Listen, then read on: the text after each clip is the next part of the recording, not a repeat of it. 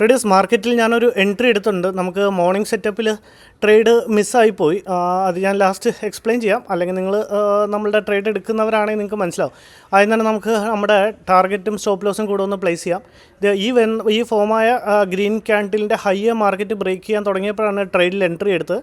സാധാ വയ്ക്കുന്ന പോലെ തന്നെ ഒരു 100 പോയിൻറ്റ്സിൻ്റെ ഒരു ടാർഗറ്റും ക്യാൻഡിലിൻ്റെ ലോ 78 പോയിൻറ്റ്സ് കറക്റ്റ് എക്സാക്ട്ലി ഒരു 78 പോയിൻറ്റ്സിൻ്റെ ഒരു സ്റ്റോപ്പ് ലോസും നമുക്ക് ക്യാൻഡിലിൻ്റെ ലോ കിട്ടുന്നുണ്ട്. സോ എക്സാക്ട്ലി നമുക്ക് ആ ഒരു ഏരിയയിൽ നമുക്ക് നമ്മുടെ സ്റ്റോപ്പ് ലോസും കീപ്പ് ചെയ്യാവുന്നതാണ്.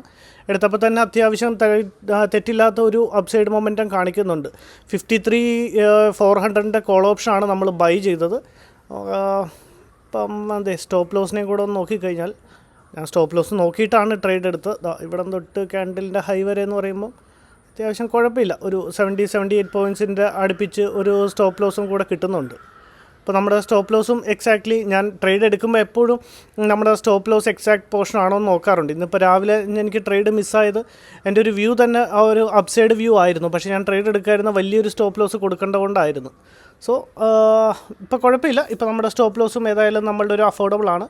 നമുക്ക് ഏതായാലും ഒന്ന് നോക്കിയിട്ട് ഞാൻ ഇനി അപ്ഡേറ്റ് ചെയ്യും.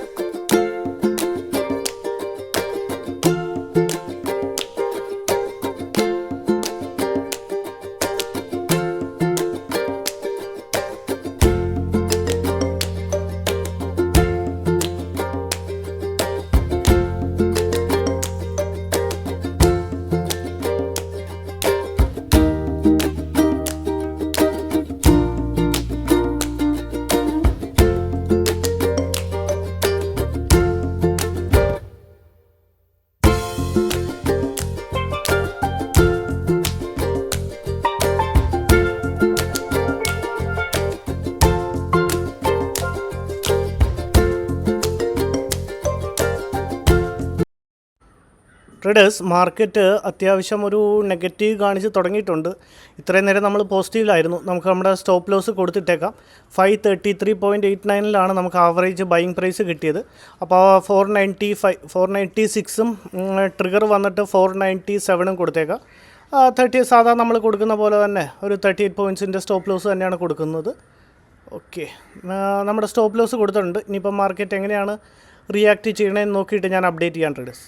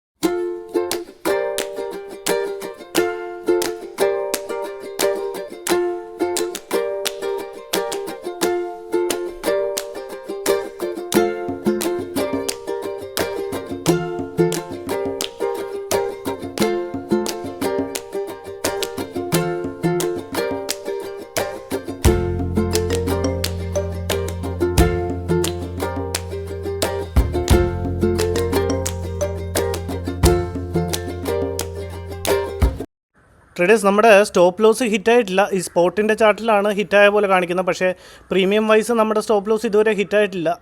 ഇപ്പോഴും റണ്ണിങ് ആണ്. ഇപ്പോൾ സ്റ്റോപ്പ് ലോസ് ആണ് ഹിറ്റ് ആവുന്നതെന്നുണ്ടെങ്കിൽ നമ്മൾ സ്റ്റോപ്പ് ലോസിനെ റെസ്പെക്റ്റ് ചെയ്ത് ഇറങ്ങാമെന്നുള്ളേ ഉള്ളൂ. പിന്നെ വേറെ ഏതെങ്കിലും ഒരു ട്രേഡ് നോക്കുക, ഇല്ലെങ്കിൽ പിന്നെ ഈ ഒരു ട്രേഡിൽ തന്നെ വെയിറ്റ് ചെയ്ത് നോക്കാം. ഇപ്പോൾ ഇത്രയും അടുത്തെത്തിയിട്ടാണ് അവിടെ നിന്നാണ് മാർക്കറ്റ് വെയിറ്റ് ചെയ്യുന്നത്. നോക്കാം ഏതായാലും ഇല്ലെങ്കിൽ നമ്മുടെ സ്റ്റോപ്പ് ലോസ് അല്ലെങ്കിൽ നമുക്ക് ടാർഗറ്റ്.